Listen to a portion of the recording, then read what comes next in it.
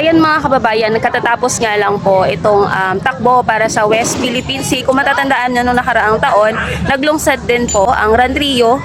In support po ito sa panawagan na paglaban po na protektahan kung ano man yung sa atin. So ito nga po, ito yung second time na takbo para sa West Philippine Sea dito po sa May Bridgetowne. Bali katatapos lang. And bilang Pilipino, ang maiaambag ko is yung awareness.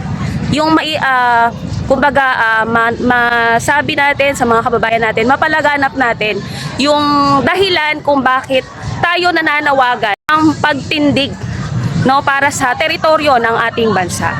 Kaya nga mga kababayan, sa darating na eleksyon sa 2028, hindi masyadong maaga para banggitin ko to, pero sa darating nga na botohan sa 2028 kung saan iboboto na naman tayo ng panibagong mga ihahalal natin, sana piliin natin itong mga maglilingkod sa bansa na isa sa mga magiging advokasya nila ay yung paglaban natin sa kung yung teritoryo natin, yung paglaban natin para maprotektahan itong West Philippine Sea.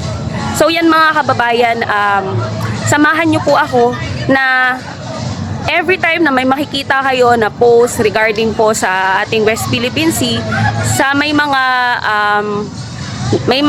alam po or aware sa mga nangyayari, sana po i-call out natin itong mga sabihin na natin hindi sumusuporta dito sa call ng ating mahal na Pangulo. Kung matatandaan nyo, sinabi ni President Bongbong Marcos na hindi siya papayag na may makuha na kahit katitingman na teritoryo sa ating bansa.